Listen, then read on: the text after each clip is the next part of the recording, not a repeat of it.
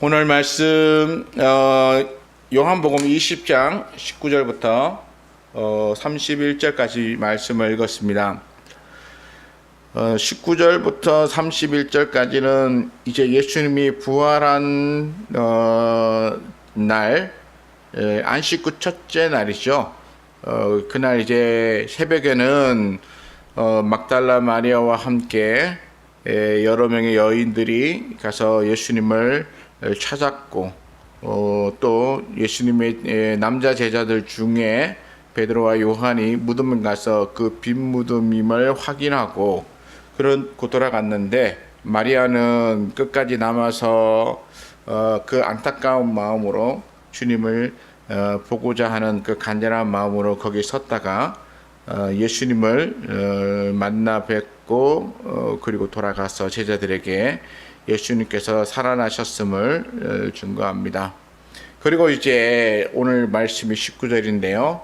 이날 곧 안식 후 첫날 저녁 때, 이제 아침에 사건이 있고 그리고는 이제 저녁 때가 되어서 제자들이 유대인들을 두려워한 채로 자기들이 모인 곳에 문을 닫은 채 모였습니다. 이곳은 아마도 모두가 말하기를 이 마가의 다락방, 다시 말해서 마가의 어머니가 운영하는 여인숙이죠. 지금으로 말하면 여인숙 같은 곳인데, 여인숙 같은 곳의 다락방이라서 꽤 넓은 공간이에요. 넓은 공간에 이렇게 모여서, 여기에 무려 우리가 보면 저기였죠. 사도행전에 보면 한 120명 정도의 또는 그 이상의 사람들이 들어갈 만큼 굉장히 큰 공간에 제자들이 모여 있었습니다. 그 제자들이 그곳에서 문을 닫고 있었는데요. 문을 닫고 있는 이유가 무엇입니까? 그래서 이제 두려움 때문이라고 여기 되어져 있습니다. 그 두려움이라고 하는 건 당연하다고 생각해요. 예수님을 붙잡아 가서 그리고 또 빌라도에게 넘겨서 십자가에 못 박아 죽게 하는 판결을 내렸습니다. 그리고 예수님은 분명하게 사람들 앞에서 죽으셨고 또 무덤에 장사되어졌습니다. 그리고 안식 후 첫날 이렇게 부활하셔서 무덤에서 나오셨지만, 그러나 예수님을 직접 만나본 제자는 오직 막달라 마리아 한 사람밖에 없었어요. 그러니까 나머지 제자들은 무슨 생각이 듭니까? 예수님을 만나지 못했기 때문에 예수님이 정말 마리아가 말하는 것처럼 살아나셨는가? 그러면 어디로 가셨을까? 또 그렇다면 유대인들은 과연 어떻게 할 것인가? 예수님을 찾겠다고 또 병사들을 동원해서 자기들을 향하여 오지 않을까라고 하는 여러 가지 두려움에 빠질 수밖에 없죠. 그러니까 언제든지 유대인들이 또는 빌라도가 군사를 보내어서 자기들을 압색하고 그리고는 이제 예수님을 찾겠다고 그렇게 한다면 그들은 또 한참 이제 혼란에 빠져야 할 것이고 그로 인해서 그들은 또 두려움에 빠질 수밖에 없는 것입니다. 그러니까 문을 닫았습니다. 아직 예수님을 보지 못했죠. 그리고는 그곳에 모여서 그들은 두렵고 떨리는 마음으로 그곳에 모여 있었는데, 이제 예수님께서 그곳에 나타나셨습니다. 근데 예수님께서 나타나시는 과정을 이렇게 표현하고 있어요. 모인 곳에 문을 닫았더니 라고 했어요. 그리고 난 다음에 예수님께서 오사 가운데 서서 이르시되 이렇게 말씀하십니다. 이것이 의미하는 바는 뭐냐면 제자들은 두려움으로 닫아서 이 문이 아무도 출입할 수 없는 그런 지금 상황이 된 거예요. 바깥에서 문을 두드려서 문을 열어야 되는 상황인데, 그런데 예수님은 문 두드리는 일도 하지 않으시고 그 가운데 오셨다는 것입니다. 그러니까 이렇게 말해서 그냥 문을 통과하셨다, 또 이렇게 또 말하고요. 또 그냥 그곳에 이렇게 나타나셨다 이렇게 말합니다. 요즘은 영화나 드라마나 이런 걸 통해서 이렇게 물체가 이렇게 또 다른 물체를 통과해서 가는 걸, 이런 걸 영상으로 보다 보니까 우리는 쉽게 그런 것이 이해가 되어질 수 있는데요.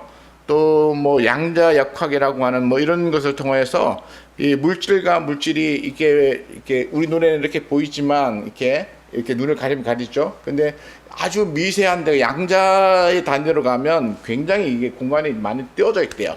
그래서 물질과 물질 사이에 공간이 굉장히 많기 때문에 그 사이를 엄청나게 큰 것들이 통과할 수도 있다라고 하는 그런 양자 물리학의 원리가 있습니다.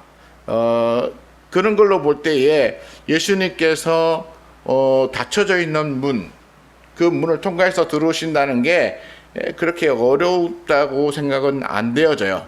왜냐하면 우리 예수님은 물질을 넘어가신 분이죠. 그리고 세상에 있는 물질을 창조하신 분이십니다. 그러니까 이런 어떤 물리학적 원리, 이 모든 것을 뛰어넘으시는 분이세요. 우리가 이해할 수 없는 방법으로 나타나시고 또 이해할 수 없는 방법으로 행하시는 분이시기도 하십니다. 그래서 제자들에게 나타나셔서 이렇게 말씀하십니다. 너희에게 평강이 있을지어다. 이렇게 말씀하셨어요. 그럼 여기 우리가 19절에 보면 이 대조되는 것이 있는데요. 제자들은 유대인들 때문에 두려워하는 마음으로, 다시 말해서 언제 저들이 와서 또 우리를 잡아갈지, 또 예수님을 찾겠다고 와서 그 창과 칼로 위협을 할지 모르는 그런 상황에서 제자들은 두려워 떨고 있었는데, 근데 예수님께서는 그들에게 이렇게 말씀, 평강이 있을지어다. 너희에게 평강이 있을지어다. 그리고 너희는 두려워하지 말라. 너희에게 이제는 두려움이 아니라 평강한 마음으로 지내라 라고 말씀하시는 것입니다. 이 말씀은 우리가 그러면 이제 제자들에게 다시는 유대인들이나 또는 로마 병정들이 와서 그들을 위협하지 않을 것이다 라고 말하는 것인가? 라고 했을 때 꼭 그런 것은 아니라고 볼 수 있어요. 왜 꼭 그런 것은 아니라고 말하냐면, 이제 예수님께서 그들에게 말씀하시는 것은 그들에게 성령을 주시기 위함에, 성령, 다시 말해서 22절에 보면 성령을 받으라 이렇게 말씀하셨어요. 예수님께서 숨을 내쉬면서 이렇게 내쉬면서 성령을 받으라 라고 되어 있습니다. 이 숨을 내쉬는 것과 성령은 이 히브리어로 같은 글자고 같은 발음이에요. 그래서 이렇게 바람 또는 숨 또는 성령 이렇게 말하는데요. 우리가 예수님께서 니고데모를 만나셨을 때 이렇게 말하셨습니다. 성령의 사람은 마치 바람이 임의로 불어와서 가는 것처럼 그렇게 성령의 사람도 그와 같다라고 말씀하셨어요. 그러니까 바람이 이렇게 불어와서 이렇게 가는데 나무가지는 이렇게 흔들리잖아요. 근데 바람은 보이지 않아요. 근데 성령도 마찬가지다라고 해요. 그때의 바람과 여기서 말하는 예수님이 숨을 내쉬며라고 하는 숨과 성령이 같은 단어로 사용되고 있습니다. 그래서 이것을 통하여서 예수님께서는 이 제자들에게 너희에게 예수님이 입김으로 훅 부르시면서 이 성령을 너희에게 준다라고 말씀하고 계세요. 그래서 예수님이 부으시는 게 훅 부는 느낌이 있잖아요. 어디에도 나오냐면 창세기에 하나님께서 아담을 창조하시고 난 다음에 아담에게 그 코에 생기를 불어넣으시더라라고 하는 바로 그때에도 이 나오는 이 숨이 바로 하나님에게서 나오는 이 생기는 바로 예수님께서 숨을 내쉬는 것과 같은 것이야.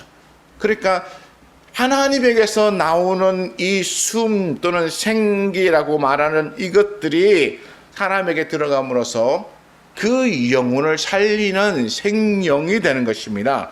그러니까 이제 예수님이 제자들에게 너희에게 평강이 있을지어다 라고 말할 때에 그 평강은 주변에서부터 너희를 공격하는 사람이 없어질 것이고 너희는 더 이상 고통당하지 않을 것이다 라고 하는 그 평안이 아니고 하나님의 성령이 너희에게 임하여서 너희와 함께 하실 것이므로 너희는 평강하라 라고 말하는 것입니다.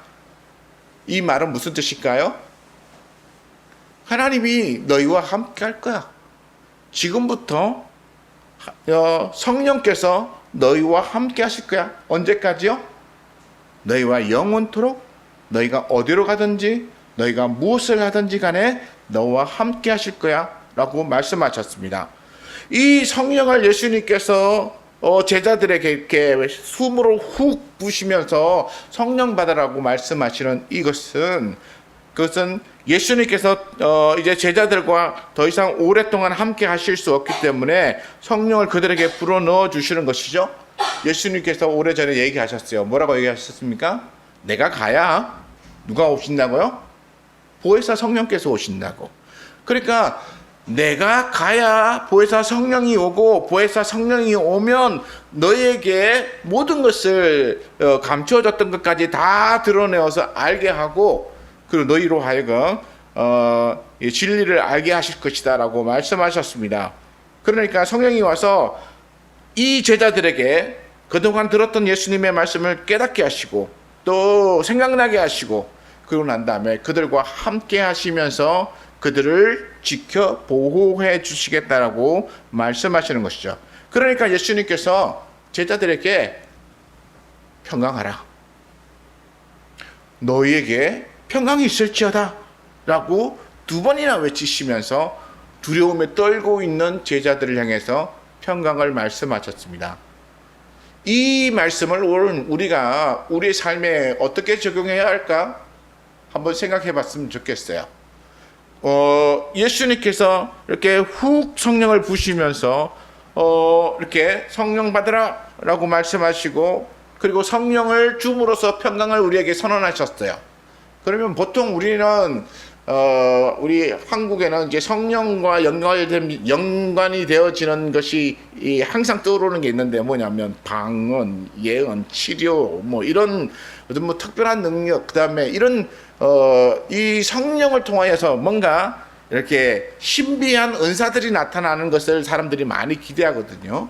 그러나 우리 예수님께서 제자들에게 이렇게 성령을 이렇게 받으라고 이렇게 숨을 내쉬면서 하실 때에는 그 은사와 그런 것을 얘기하시잖아요. 우리 한국 사람들은 너무 은사를 좋아해요. 그런 거 받으면 좋죠. 그것도 다 놀라운 체험이고 그런데 그 체험이 그것이 그 사람의 신앙을 이렇게 사로잡아서 그 한계를 벗어나지 못하게 하는 경우도 참 많이 있어요.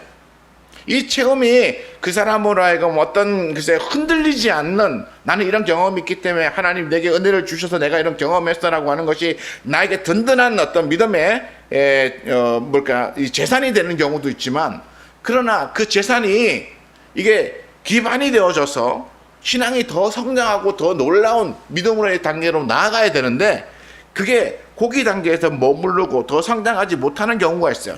왜냐하면 성령을 너무 은사적으로 또는 너무 신비적으로만 생각하다 보니까 이 성령이 우리에게 주시는 더 놀라운 그런 역사하심에 대해서 우리가 자꾸 제한하게 되고 그런 것에 대해서 우리의 마음을 닫게 만들어요.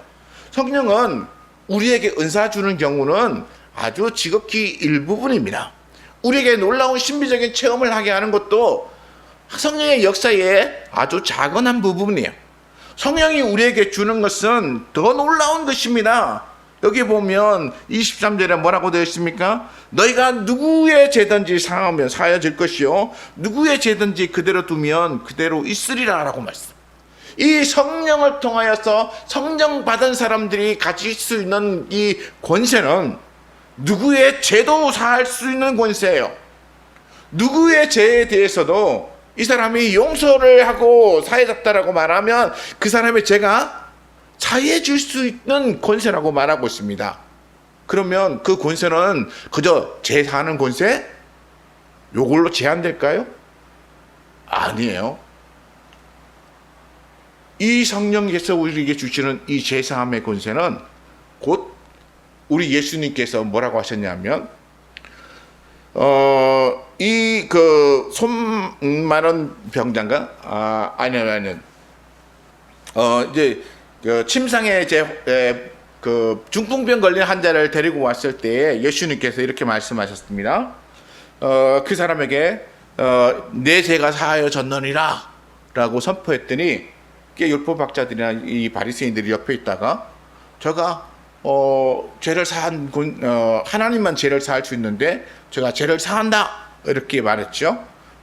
참남하다고 그렇게 예수님을 비난했습니다. 하나님만이 하실 수 있는 걸 한다고. 그런데 예수님께서 뭐라고 말씀하셨습니까? 인자에게 죄를 사할 수 있는 권세가 있는 줄 너희는 알지 못하느냐라고 말씀하셨어요. 그러고 난 다음에 그들에게 물었죠. 내가 저의 죄를 사하는 것과 저를 병이 낫게 하는 것 어느 것이 더 쉽겠느냐고 물으셨어요. 그랬더니 저들이 아무 대답도 하지 않았어요. 그래서 예수님께서 뭐라고 하셨습니까? 내 침상을 들고 가라 이렇게 말씀하셨어요. 그러니까 침상을 들고 가라 이 말은 무슨 얘기입니까? 실제로 그 사람이 자기의 침상을 정리해서 들고 집으로 갔어요. 그러니까 그 자리에서 병이 나아서 그리고 건강해진 모습으로 갔어요. 그런데 사람들은 죄를 사하는 권세와 병이 낫게 하는 이 능력 중에 사람들은 더 어렵게 생각하는 게 뭐냐면 병이 낫게 하는 능력이라고 생각해요. 그러니까 사람들은 병 낫게 하는 게 왜냐하면 지금 당장 당신의 병이 나았습니다라고 선언하면 그 사람이 나았다고 걸어 나와야 되잖아요. 일어나야 되잖아요. 제가 며칠 전에 그 인터넷상에 그 만민중앙교회 이재롱 목사 이야기가 이렇게 나온 걸 내가 이렇게 봤어요. 근데 거기에 보면 뭐 하나님의 임재도 자기가 마음대로 이렇게 부르기도 하고 그 다음에 수많은 사람들이 병 낫는다고. 그러니까 이재롱 목사가 유명하게 된 이유가 치유의 능력이 있다라고 하는 그 소문이 나가지고 뭐 사람들이 그 교회 갔는데 어떤 사람이 이렇게 영상 속에 나오던데 자기가 다리를 이렇게 다쳐가지고 이렇게 근육에 무슨 이렇게 뭐 병이 이렇게 생겼대요. 찢어졌는가? 그래서 갔는데 병원에서는 이거 치료해야 된다고 해서 하는 걸 이제 이 사람은 가서 이제 거기 가서 기도 받으면 낫겠다 이러고 가서 기도를 받았대요. 그래서 낫습니다. 이러면은 그래도 자기도 이제 나았다고 믿어야 한다라고 자꾸 얘기하니까 자기도 믿습니다 이러고 막 다 풀고 난 다음에 막 이렇게 건강해졌다고 이러고 막 돌아다니다가 며칠 후에 다시 병원 갔대요. 갔더니 의사가 하는 말이 왜 이렇게 됐냐고. 왜 이렇게 자기는 나았다라고 하는 얘기를 듣고 가서 나았다라는 얘기를 듣기를 원했는데 왜 이렇게 됐냐고. 이전보다도 더 심각하게 지금 병이 지금 악화됐다고 그렇게 말하는 얘기를 봤어요. 이 병원잖아요. 그렇게 되면 이게 치료가 안 되니까 거짓으로 드러나는 거잖아요. 그러니까 예수님이 사람들 앞에서 중풍병자를 향해서 병이 나았다라고 선언하면 그 사람이 병이 나와서 일어나서 침상을 들고 걸어가야 되는 거예요. 그러니까 사람들 입장에서는 병이 낫는 것이 어려워요. 그런데 뭐는 쉬워요? 내 죄가 사해졌느니라. 죄가 사해졌는지 안 사해졌는지 눈에 보이지 않잖아요. 그렇잖아요. 눈에 안 보이니까 죄 사해졌느니라라고 하는 것이 훨씬 쉬워요. 그러나 실제로는 죄 사하는 것이 병 고치는 것보다 훨씬 중요하고 어려운 문제입니다. 그런데 예수님께서는 이러한 죄 사함의 권세를 누구에게 주었습니까? 너희에게. 그 너희가 누구죠? 제자들에게 주었어요. 제자 너희가 가서 누군가의 죄를 사하면 그 죄가 사해질 것이다. 그리고 누군가의 죄에 대하여 네가 사하지 않으면 그 죄가 그대로 있을 것이다.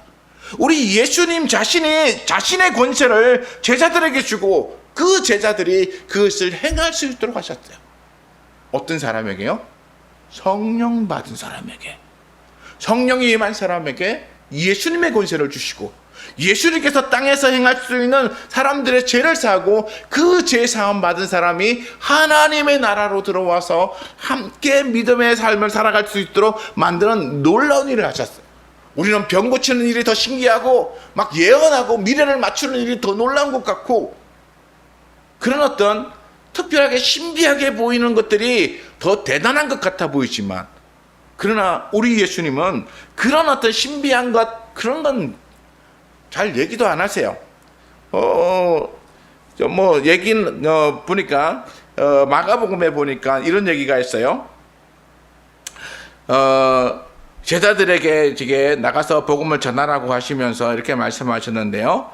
마가복음 16장 15절에 또 이러시되 너희는 온 천하에 다니며 만민에게 복음을 전하라. 믿고 세례를 받는 사람은 구원을 얻을 것이요 믿지 않는 사람은 정죄를 받으리라. 믿는 자에게는 이런 표적이 따르리니 그들이 내 이름으로 귀신을 쫓아내며 새 방언을 말하며 뱀을 집어올리며 무슨 독을 마실지라도 해를 받지 아니하며 병든 사람에게 손을 얹은 적 나으리라 라고 했어요. 그러니까 신비한 능력이 믿는 사람에게 있지만, 그러나 그 앞에 뭐가 있습니까?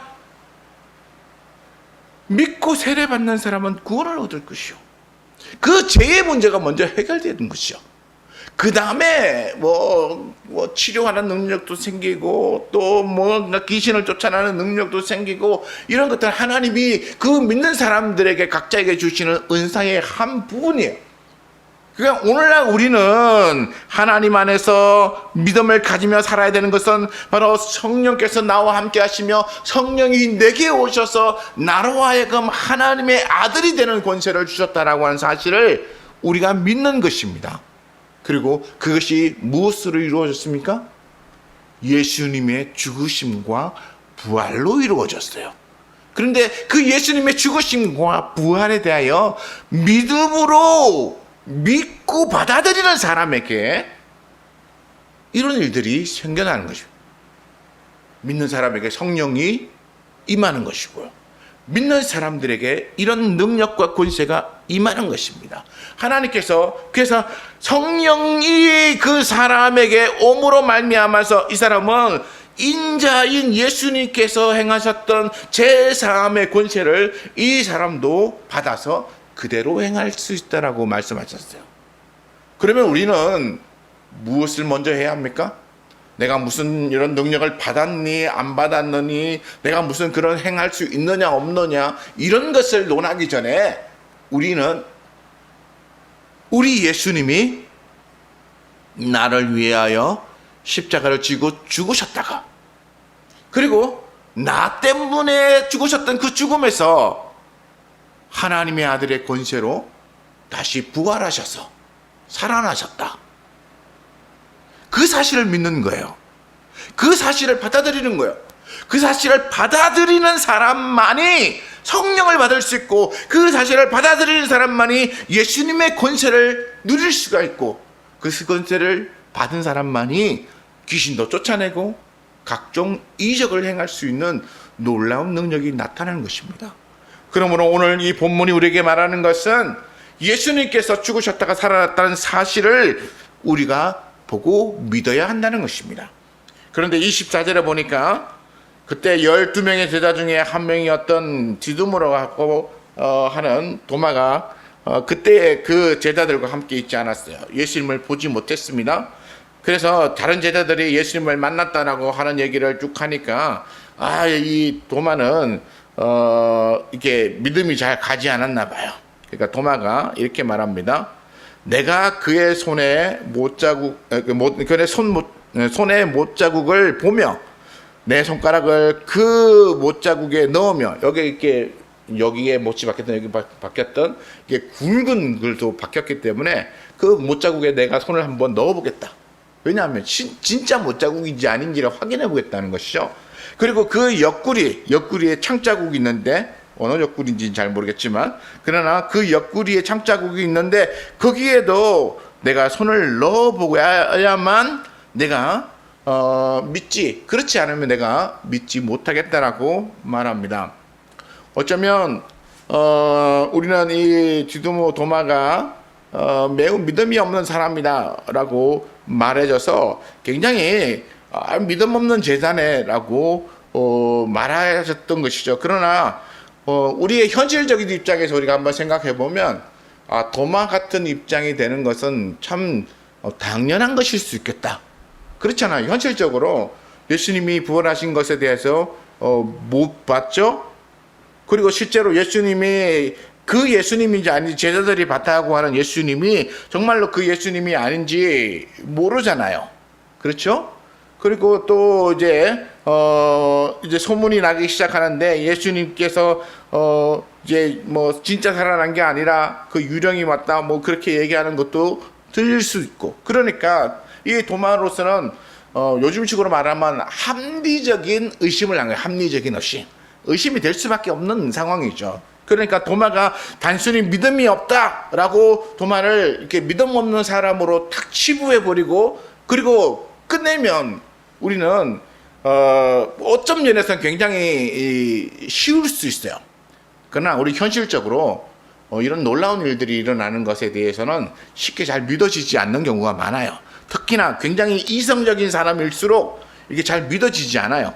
그러니까 논리적으로 내가 보기 전에는, 내가 이거 합리적으로 계산해서 이게 떨어지기 전에는 내가 믿을 수 없어라고 말하는 이 도마는 굉장히 어떤 면에서는 이성적이고 합리적인 사람이지 않았나 생각이 되어지는데요.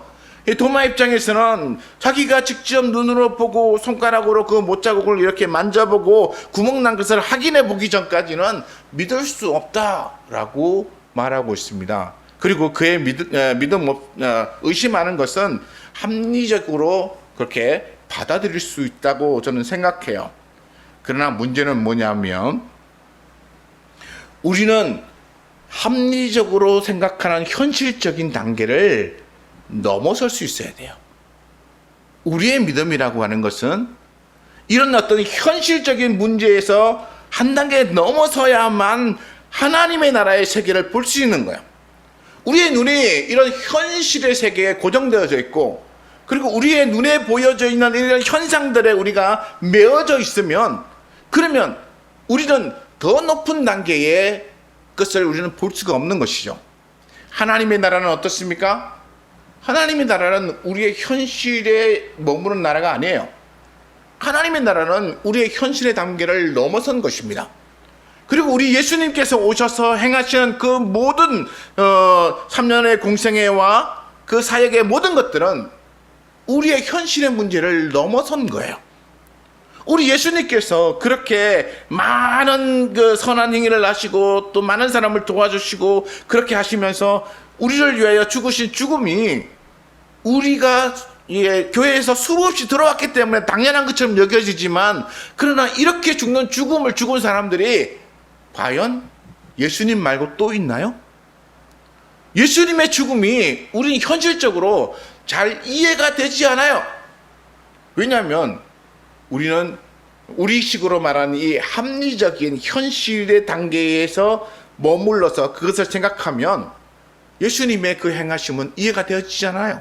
그리고 예수님의 죽으심과 부활도 전혀 믿어지지가 않는 거예요. 그러나 우리는 언제나 이 도마 같은 입장에 서서 도마같이 우리의 현실을 바라보고 또 신앙생활을 하면서 도마 같은 눈으로 그렇게 확인하기를 원해요. 내 현실적으로 내가 예수님의 얼굴을 보고, 그리고 예수님의 못자국도 보고, 내가 손가락으로 한번 넣어서 정말 그게 상처가 맞는지 안 맞는지 내가 손으로 만져서 확인하기 전까지는 나는 믿을 수가 없어 라고 하는 그런 현실 속에서 우리가 살아가고 있다는 것이죠. 그러다 보니까 우리가 교회에 나와서 신앙생활하고 믿음생활하면서 오랫동안 다니고 그랬겠지만, 그러나 결국 또 예배 드리는 시간을 벗어나서 현실로 또 현생활로 돌아가면 우리의 믿음의 생활이 또 그냥 현실로 가는 거예요. 교회에서 예배 드릴 때는 뭔가 내가 믿음이 좋은 것 같고 정말 성경에 있는 모든 말씀을 다 이렇게 믿음으로 받아들일 수 있을 것 같은데, 근데 이 교회만 떠나서 가정으로 또는 직장으로 돌아가면 우리는 다시 합리적으로 돌아가는 거야. 어떤 합리적으로요? 현실은 현실이야. 성경 말씀은 그저 교회에서 들려주는 좋은 말씀인 것이지. 성경 말씀이 내 현실 속에서 그렇게 내 이성의 범위를 넘어서서, 그리고 우리가 생각하고 있는 기준의 그 한계를 넘어서서 나의 삶 속에서 역사한다고 생각하는 것을 이젠 더 이상 하지 않는 거예요. 그러니까 어떻게 됩니까? 말씀을 듣고 가도 그걸 자신의 삶에 적용을 안 시키는 거예요. 말씀을 듣고 가도 내가 집에 가서, 또는 내가 만나는 이웃과 또는 다른 사람들과 관계 속에서 하나님의 말씀을 자기의 그 삶에다가 적용을 안 시키는 거예요. 왜냐하면 교회를 나가는 순간 매우 합리적인 현실적인 사람이 되거든요. 도마같이. 그리고 도마처럼 그렇게 생각하는 것이 매우 타당하게 생각이 되어지는 거예요. 우리는 성경에 이게 기록되어 있으니까 도마는 믿음이 없는 사람처럼 보여서 그렇게 도마의 믿음 없는 행위에 대하여 우리가 얘기하지만, 그러나 도마는 매우 현실적인 사람이었어요. 오늘 우리의 현실에 갖다 놓으면 매우 똑똑하고, 그리고 그의 생각은 맞는 생각이라고 말해줄 수밖에 없어요. 그러나 성경은 우리에게 그 한계를 넘어서라고 말합니다. 그래서 예수님께서 뭐라고 하셨습니까? 8해 후 8일이 지난 다음에 제자들이 다시 그 집안에 있을 때에, 그때 도마도 함께 있었는데 그때 역시 문이 닫혀 있었어요. 예수님께서 그 안에 그냥 들어오셨어요. 문을 열어주지도 않았는데, 문을 통과했는지 아니면 벽을 통과했는지 아니면 바닥에서 올라오셨는지 여기 성경에 기록이 없어요. 그러나 예수님 그냥 나타나셨어요. 그리고는 예수님께서 이렇게 말씀하십니다. 너희에게 평강이 있을지어다. 그렇게 하시고는 도마를 부르셨어요. 도마야, 내 손가락을 내밀어서 내 손을 보고, 내 손을 내밀어 내 옆구리에서 한번 넣어보라. 와서 손가락 한번, 내 손 보고 이 못자국에다가 손 넣어보고 이 옆구리도 한번 손을 넣어봐라. 그래서 도마가 생각하는 대로 현실적으로 그렇게 확인시켜 주셨어요. 그리고 도마가 그것을 확인하고 난 다음에야 나의 주 하나님이시여, 나의 하나님이십니다. 이렇게 말씀. 그래서 예수님은 도마에게 이렇게 말씀하시죠. 너는 나를 보고 본고로 믿느냐? 보지 못하고 믿는 자들은 복되도다. 이 말씀은 무슨 말이냐? 너희가 맹목적인 믿음을 가지라라고 하는 게 아니에요. 우리 믿음의 사람들을 이렇게 얘기하는 중에 아까 제가 이재롱 목사에게 했는데요. 이재롱 목사가 많은 사람을 치유했다고 하는데 실제적으로 치유되지 않는 사람이 얼마나 많은지 아직 확인되지 않았지만, 수많은 사람들이 그렇게 믿어야 된다고 말하니까, 주변 사람들이 다 그렇게 믿어야 한다고 말하니까 이 사람도 치유됐습니다 라고 이재롱 목사가 선언한 순간 그냥 믿습니다 이러고 막 그 아픈 다리로 막 뛰고 그랬대요. 이게 뭡니까? 이거는 합리적인 믿음이 아니라 맹목적인 믿음이죠. 맹목적인 믿음이에요. 현실로 되어지지 않은 것에 대하여 그냥 믿음으로 받아들여야 된다라고 해서 그냥 앞뒤 다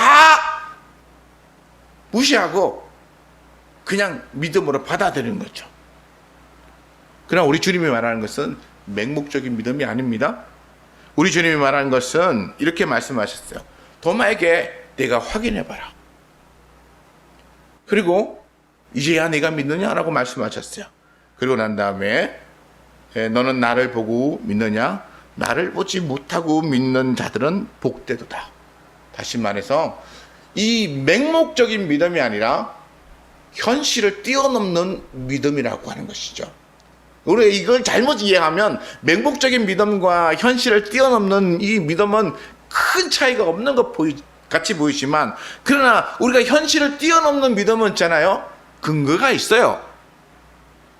근거가 있어요. 맹목적인 믿음하고는 달라요. 우리가 이 20장에 보면 20장 9절에 이렇게 나옵니다. 베드로와 요한이 그 무덤을 향하여 달려갔습니다. 그리고 그 무덤에 달려가서 이렇게 봤어요. 그러나 예수님이 거기에 안 계셨죠. 근데 거기에 이제 가로치고 이렇게 나옵니다. 그들은 성경에 그가 죽은 자 가운데서 다시 살아나야 하리라 하신 말씀을 아직 알지 못하더라. 예수님께서 뭐라고 말씀하셨습니까? 제자들에게 인자가 죽고 다시 살아날 것에 대해서 여러 차례 얘기하셨어요. 그러니까 예수님께서 십자가에서 죽으시고 다시 부활할 것에 대해서 이미 제자들에게 얘기하셨죠. 그러니까 이 디두모 도마도 예수님의 제자이므로 그들에게 들려주었을 때 도마도 들었어요. 그러니까 예수님의 말씀에 근거해서 예수님이 다시 살아나셨다는 사실을 도마가 믿어야 되는 것이었는데, 그런데 문제는 뭐냐면 도마는 예수님이 그렇게 말씀하셨던 그 말씀을 믿지 않았다는 것이죠. 어쩌면 기억하지 못했을 수도 있어요. 기억하지 못했거나 믿지 못했거나 어쨌든 간에 예수님이 말씀하셨던 그 말씀에 그는 반응하지 못했던 거예요. 오늘 우리도 마찬가지예요. 우리는 성경을 읽으면서 성경이 하나님의 말씀입니다. 하나님이 우리에게 주신 정말 놀라운 사랑의 말씀이시고 은혜의 말씀이십니다 라고 우리가 그렇게 말하는 이 성경, 예배 시간마다 읽고 예배마다 이것을 설교하고 또 성경 공부하면서 이 말씀을 우리가 읽고 또 보는데, 이 말씀이 하나님의 말씀이라고 하면서 우리는 누구처럼 행동하냐면 도마처럼 행동해요. 말씀을 잊어버렸거나 아니면 그 말씀이 나랑 상관이 없다고 생각해서 믿지 않는 것이죠. 우리 하나님의 말씀은 맹목적인 게 아니에요. 근거를 주시고 근거 속에서 우리를 믿으라고 하시는데 우리는 그 근거를 잊어버리거나 아니면 그것을 나와 관계없다고 그냥 무시해버리는 그런 신앙의 삶을 살고 있어요. 그러므로 우리는 이 예수님의 말씀을 기억해야 합니다. 너는 나를 보고 본고로 믿느냐? 보지 못하고 믿는 자는 복되다. 다시 말해서 하나님의 말씀을 근거로 그 사실을 믿음으로 받아들일 수 있는 그 믿음의 사람이 복되다는 거예요. 우리는 하나님의 말씀을 정말 믿습니까? 정말 하나님의 말씀 들을 때 그게 그렇구나 이해가 되어졌는데 그 이해되어진 것을 내 현실의 삶에 적용하고 삽니까? 우리는 이렇게 두꺼운 책 안에 있는 수없는 하나님의 말씀, 그 말씀을 들으면서 우리는 그냥 잊어버리며 지나가고, 그리고 나갈 때는, 교회 밖을 나갈 때는 다시 이 도마처럼 합리적인 현실의 세계로 돌아가서 좀 뭔가 이 현실을 뛰어넘는 이런 것은 좋은 거긴 하지만 그러나 과연 그게 나한테 이루어질까? 그리고 믿음 없는 모습으로 돌아가지는 않습니까? 30절 31절을 봅니다. 예수께서 제자들 앞에서 이 책에 기록되지 아니한 다른 표적들도 많이 행하셨으나 오직 이것을 기록하면 너희로 예수께서 하나님의 아들 그리스도이심을 믿게 하려 함이요. 이 책을 기록한 이유가 뭐라고요? 이 말씀을 듣는 또 성경을 읽는 너희로 예수께서 하나님의 아들이심을 믿게 하려는 목적 때문에 기록했다는 것입니다. 그러면 이 성경을 읽을 때마다 우리는 예수님이 하나님의 아들이라는 사실을 믿음으로 받아들여야 돼요. 무엇을 근거로요? 이 말씀을 근거로요.